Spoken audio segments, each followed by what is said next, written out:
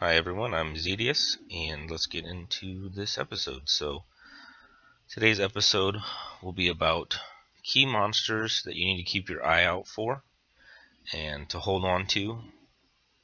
So, here in the power-up circle, sometimes you'll notice monsters have this little symbol in the left-hand part of their square, their icon. If you hold down on them here, it'll bring up their moveset and their runes. You can hit fuse, and it'll actually bring up the fusion info. Now, you will unlock the fusion hexagram in game. I think it's level 15 or 16, and you can look at what it takes to fuse monsters. But I like this screen a whole lot better. It gives a nice view of it. The most important monster you can make in the fusion hexagram is Veramos, and this is Veramos. He's a dark Ifrit, and basically he will help you clear Giants B10 more smooth. You can use him in Dragons B10.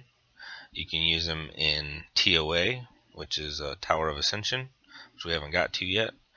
You can use him in PvP, Arena, Guild Battles. He's the monster you need to focus on fusing first. He's got a leader skill that increases all his HP by 33%. That's anywhere you make him the leader. So it could be PvP. Some monsters are locked in, their leader skills are locked into only guild battles or locked into only dungeons, like Lucian, which we'll be talking about here in a little bit. He has a passive. Every time he gets a turn, he recovers a little bit of his own HP, and he removes one weakening effect off of all allies. So every time he goes, if you've got any debuffs on your team, he pulls those off. So he's a debuffer. He's got an AoE stun, and that does damage proportionate to his HP. So you just build him with a bunch of HP and a bunch of speed, and this does more damage. The speed's going to help you clear the debuffs faster because you're going to get more turns. And his leader skill gives him more HP, which makes Super Crush do even more damage. And his first skill inflicts continuous damage for 2 turns, and it also does damage on the hit, which that's based on your attack speed. So you build him speed, and you build him HP, and a little defense to keep him alive. But the 2 main stats on him is HP and speed, and he's a game changer. So in order to fuse him, you need to get all of these guys. This guy, Kume, he is a secret dungeon on Monday, and you'll just have to ask people when you see it in chat. Need dark, need the dark Yeti. Sorry, I just had a brain fart there. Need the dark Yeti, and you can also watch chat and ask people to add you as their friend. And when they add you as a friend, if they have the dungeon unlocked, it will become a secret dungeon available to you to run. We're not at a point where we can run secret dungeons efficiently yet, so we're not there. He is farmable straight. These other ones are not. They are natural 4-star monsters, and so in order to get those, you either need to summon them. So you got Makeen, the Water Undyne, and in order to do her, we can fuse her by collecting these monsters underneath her, getting them to like we need Hemos, the Water Grim Reaper. We would get him to max level 4-star, awakened, and do that with these other 4 monsters, and then we'll be able to summon Makeen, which will come 4-star level 1 and not awakened. So then you have to awaken her, and you have to level her to 5-star max, and you have to 4-star max. Then you have to upgrade her star level to 5-star, and then get her to 5-star max. And you would need to do that with all of these monsters. Now, a trick to doing this is do not actually fuse or awaken anybody until you have all of them that you need till you're stuck. Because if you get this guy, this Gruda guy, and you awaken him, which is going to cost you essence, and he's going to come stock as a 3-star, so you've upgraded him to a 4-star. You've put your essence into him up front, you've fed him 3-star Rainbow Mon or other monsters to upgrade him to 4-star. And then 2 weeks later, you end up summoning a Makeen. Well, you just wasted those essences awakening him. So save your essences. You can level them up to 3-star max. Just get everybody prepped for the next stage. Get all the monsters prepped. And then when you're fully prepped, then take the next steps. And that way, as you go, if you summon monsters, sometimes you can summon a 3-star monster awakened at 4 stars already. So let's say you summoned, Seal here. You could actually summon her, and she could come awakened 4 stars. And that would save you some essence farming, and it would save you some leveling farming. Okay, the next guy that people usually talk about is Sigmarus, and Sigmarus is a great monster.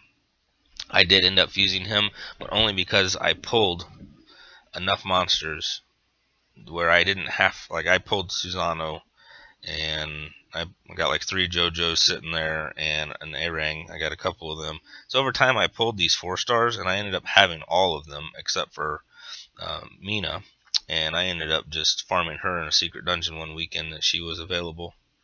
So this guy is a great monster for raid, and he's fairly decent beginning PvP monster for PvP defense. He's got a great leader skill for raid. I'll let you guys go through those leader skills. You just hold down on them, click on them, and they'll pop up, and then you can hold down on the skills and see them. Of course, this is in his unawakened state. If you needed to look at them in their awakened state, you'd have to go into your collection inside your monster box. So Katarina here, she is a really good PvP monster. I didn't fuse her. I still haven't fused her. And this new one is the Light Paladin. She just came out. I have not done a whole lot of research on her. I actually have everything to fuse her. I just haven't wasted it because I'm not at a place to, with my account, my big account, which I'll show you guys soon enough, I'm not in a place where I feel like I need anything in particular. My focus is on a different subject, and I believe she is primarily like Guild Wars. That's what her leader skill is, and PvP, she might be able to be used in TOA. She's got a provoke for all enemies, which is really good. She's got a cleanse.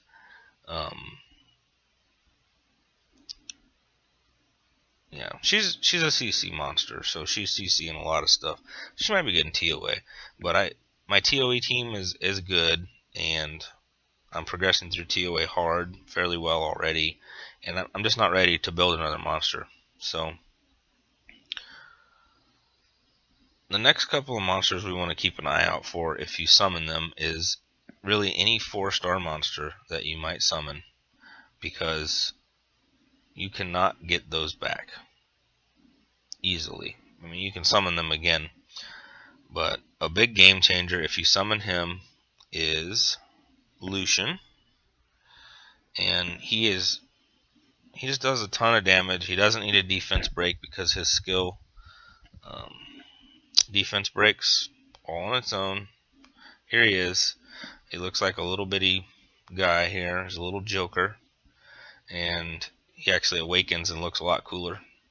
So his leader skill gives your guys 33% more attack power in dungeons. So it's only in dungeons. So he's good for giants, and if your team's good enough to not need other leader skills, he's good for. Some people actually end up using him in Necro. I've seen him use in Necro. I've seen him used in speed teams. He does an AoE. Skill 3 throws all of his cards. All the enemies get hit, and it ignores their defense. So you don't need a defense break to do max damage. So all you really need on him is crit, like a crit buff to get him up to as much high crit as you can, and stack attack power, enough life to survive, and speed to speed tune him, which we'll get into eventually.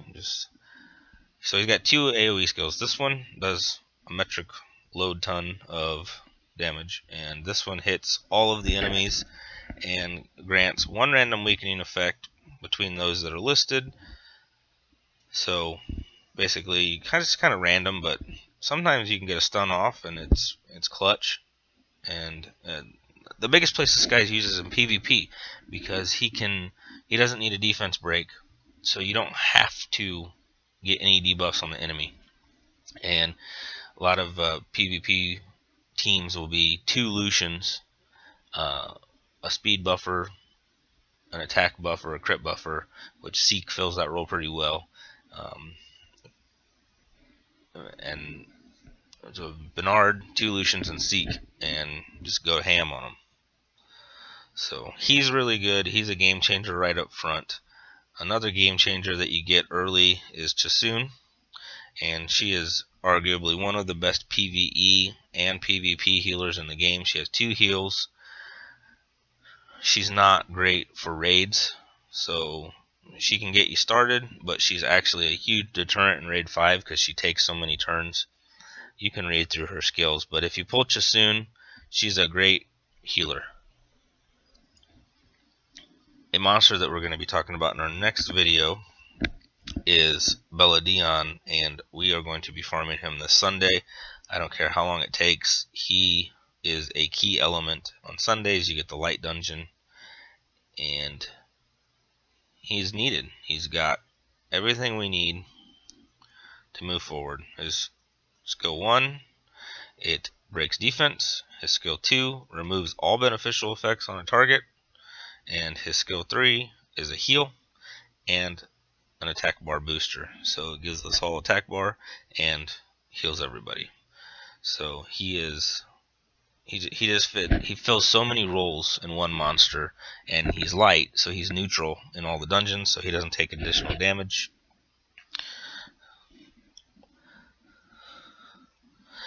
Of course, any natural 5-star monsters are really good to have.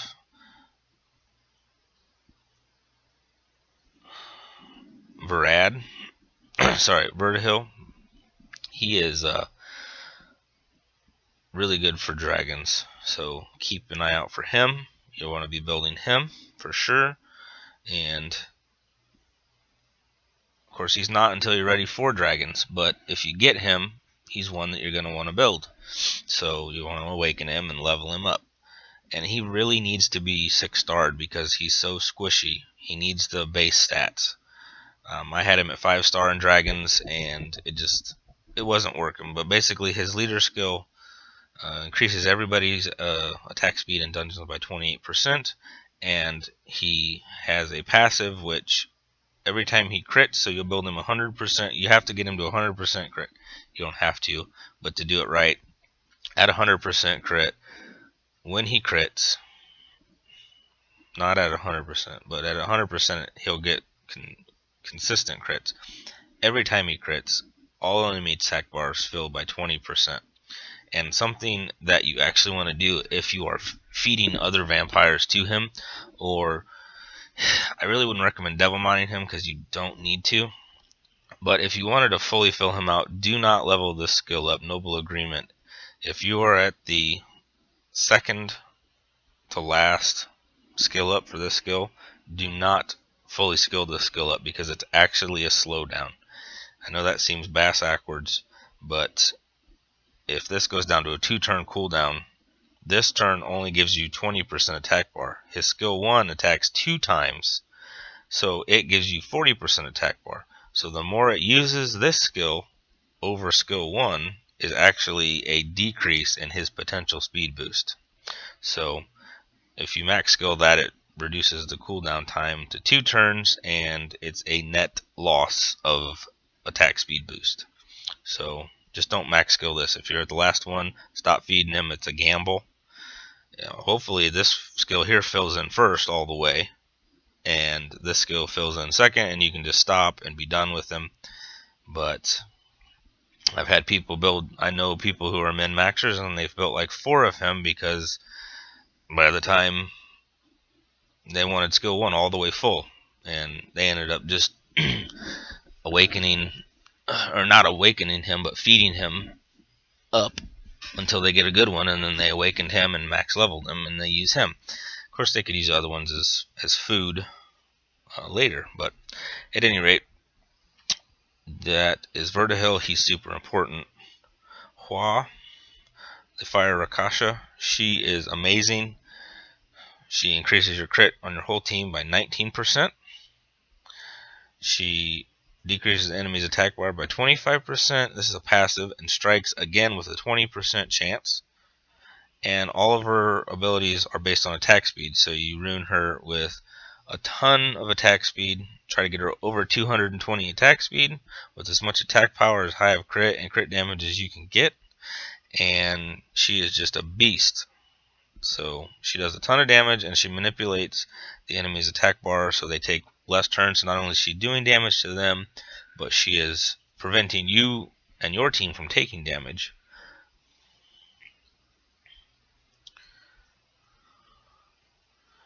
And honestly, I'm kind of doing this over on the fly, so that's about all I can think about that are super important that if you get, you'll build. If you get a Chloe, you'll hang on to her. She's really good in PvP defense late game. She takes some pretty good runes, but you know, she's a 4-star, so you should keep any 4 stars, one element of each one. I wouldn't build her right away, but okay. The Water Grim Reaper, he's a pretty good TOA monster. He's got some CC and he spreads the plague. In TOA, you'll learn that the continuous damage is king in there because their health gets so high, and this does percentage health continuous damage. I used him for a long time until I just built a better team. Julie is a great substitute for Lucian. I don't actually have 2 Lucians, so my arena team that I farm with is Lucian, Julie, and Bernard. And I usually fill that last slot with like Galleon or Seek, depending on who I'm going up against. So just a buffer to get an attack buff. Once in a while I'll use Colleen because she does attack buff our whole team, but with Julie I need a defense break. Anyways, at max damage, or at full life, this skill does max damage. It does 6 attacks, and she's actually like the 4th hardest hitting monster in the game. So she has the potential to hit the 4th hardest out of everybody. So she's nice to keep. Miang, I've built her a 6-starter. I use her in Raid 5.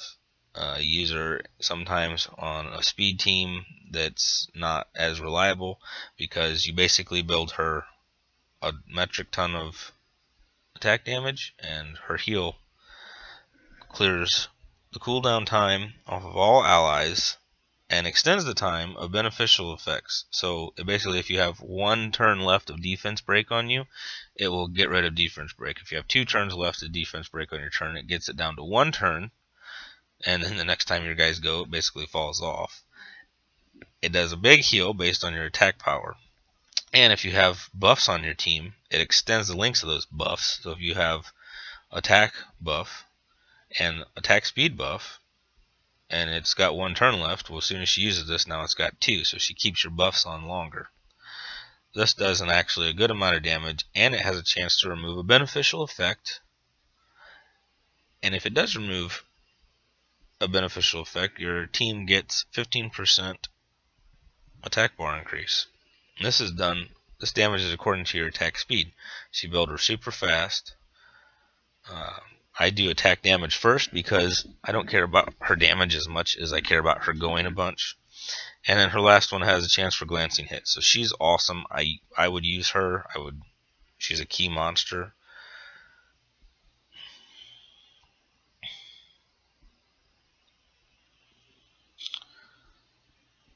think that's a ball that we would really want to kind of focus on right away. These liches, the water lich and the wind lich,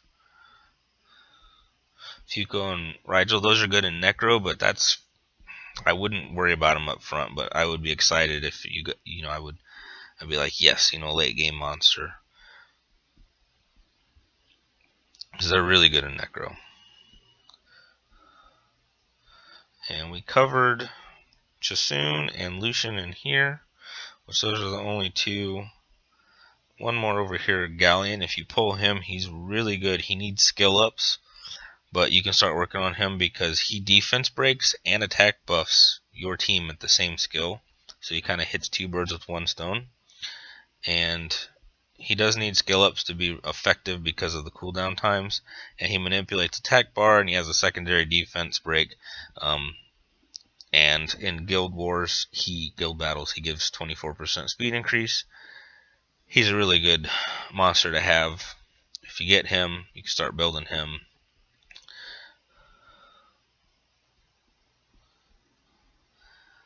Oh, any of these guys that would be focused on first? I don't think so, other than Bella Dion in here. Some people for early game will say Amon's pretty good, but really Bella Dion fills the role better. Darian, actually I was wrong. Darian is a secret dungeon on Sunday. I would get one of him. He's a really good, you'll need him in raids, and I wouldn't focus on him right away, but unless you can farm up a Diaz, or you pull a Diaz, which is a dark 4-star nat, 4-star dark monster, Death Knight. Basically, he's also good if you're struggling on a board in TOA, because you're just receiving so much damage and you can't control them. You can throw him in, and all damage your team takes is reduced by 20%.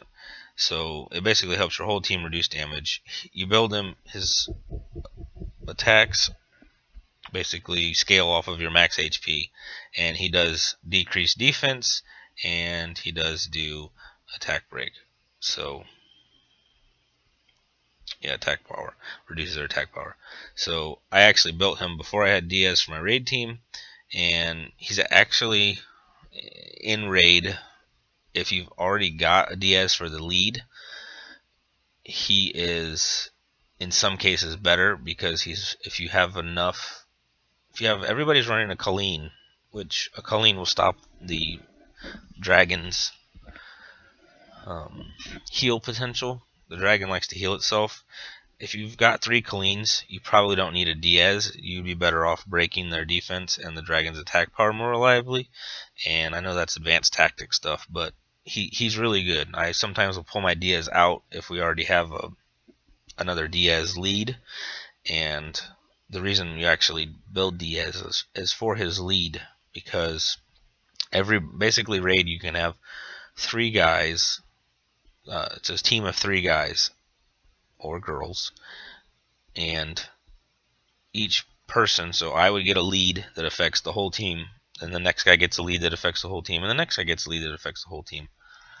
And so one person usually runs resistance, one person runs the defense lead, and one person runs a crit chance lead, because crit is kind of hard to come by unless you've already worked with your team. But here's Diaz, and his lead is a 30% resistance, so it's 30% harder for the dragon to debuff your team or put stuns on them or anything like that. So